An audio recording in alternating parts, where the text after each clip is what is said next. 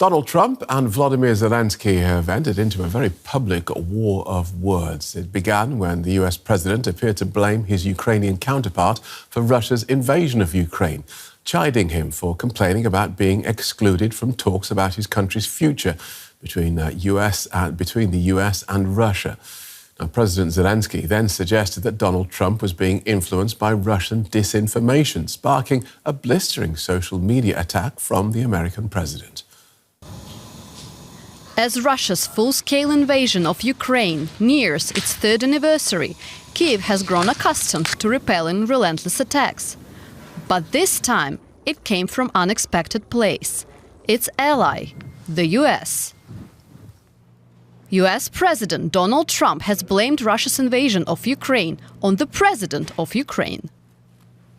Well, you've been there for 3 years. You should have ended it 3 years. You should have never started it. You could have made a deal. Sealing his claims later with this social media post full of unsubstantiated claims, including calling Zelensky a dictator who wants the war to continue. The post came after Ukraine's president pointedly disagreed with Trump's accusations he was responsible for Russia's aggression. President Trump is someone who we respect a lot as a leader of the nation that we really respect, the American nation, who supported us all the time. Unfortunately, he lives in a disinformation space. Russia's President Vladimir Putin, in turn, offered support for Trump's strategy of excluding Ukraine from talks.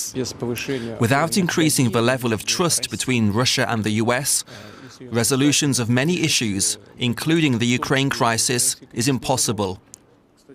And while trust between Russia and the US seems to be growing, Ukraine and its European supporters fear that they are about to lose their most important ally. Let's explore some of these issues with Alina Polyakova, who's president of the Center for European Policy Analysis in Washington. She's an expert on transatlantic relations. Welcome to DW. Do you think President Trump's false claim that Ukraine is to blame for the war is now official US policy? President Trump, as we know from his first term, likes to say a lot of inflammatory things, especially on social media. But despite that, his claim that the democratically elected leader of Ukraine is illegitimate, that he's a so-called dictator, in the president's words, is completely false, of course. And I think we have to be aware that this is the line that the Russian president and Russian media have been pushing out for a very long time, trying to undermine President Zelensky in his efforts to defend Ukraine against Russia's invasion.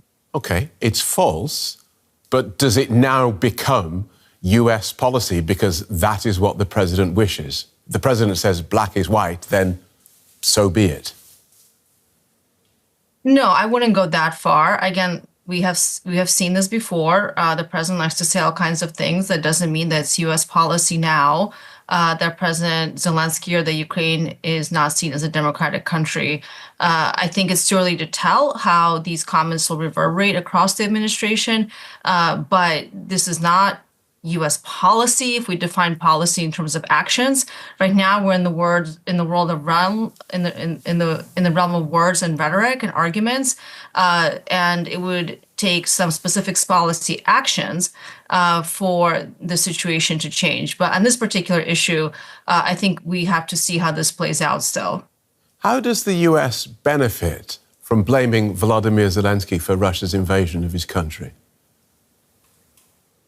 I mean, this is the most, I would say, confusing element of the war of words that we're now seeing President Trump and President Zelensky engage in this public setting. Of course, it doesn't benefit the U.S. in any way. In fact, Russia's invasion of Ukraine undermines U.S. national security interests, not just in Ukraine, but in Europe and the world more broadly. So repeating the Russian false allegation that President Zelensky is not a legitimate leader when he was elected democratically. And of course, Putin was never elected democratically, unless you maybe go back to the election in 2000 that initially brought him to power. Since then, he's killed every single opposition member that could have actually competed in an election. And he himself is the dictator. There's no question about that. And certainly President Trump's comments undermine U.S. national security interests. Let's look then at how this shifting US policy is affecting Europe. What message does this cozying up to Russia, does this denigration of the Ukrainian president, what message does that shift in US policy send to Europe? Well, if there's any silver lining to the shift in at least how the president and those close to him are talking about Russia's invasion of Ukraine, is that it has sent anxiety and panic waves across Europe. I was just at the Munich Security Conference. I was there in the room for Vice President Vance's speech, which was received as a huge shock to the entire audience in Munich, where he aligned himself and presumably some parts of the Trump administration with Europe's far-right extremist parties. But if there's a silver lining, it's that Europe has to get its act together and be responsible for its defense and security. We're not in a situation yet where we've seen the Trump administration pull back troops out of Europe or anything of that sort. Again, that's a policy change. Right now, we're just in the world of words. However, it's, I think, very clear that Europe hasn't done what it needs to do, and it had many opportunities to do so. And now complacency must disappear. The will has to be there. The money is there. And now European leaders must act to defend Europe and to invest very aggressively in Europe's defense industrial base. That sounds like sense. You say they must do. That would be the rational thing to do. But surely one of the arguments that the Trump administration can easily make is that Europe is incapable of acting in a coherent, effective manner. There's a massive blaze in Europe's backyard, and rather than throw everything at putting it out, they squabble about how much the water will cost and sit on their hands until the American fire trucks arrive.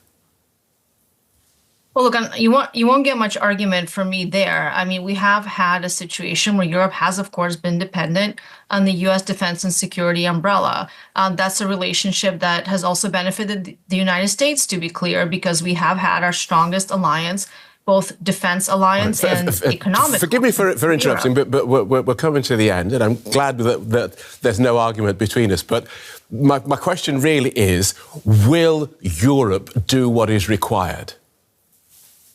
I think there's no other choice left. And sitting on your hands is not going to ensure that there's not a Russian invasion of Europe's eastern flank, or that we won't see the continued shadow war that Russia has been carrying out within Europe as we speak. So Europe must think big and act fast. And I hope European leaders have gotten the message. The era of complacency has to end.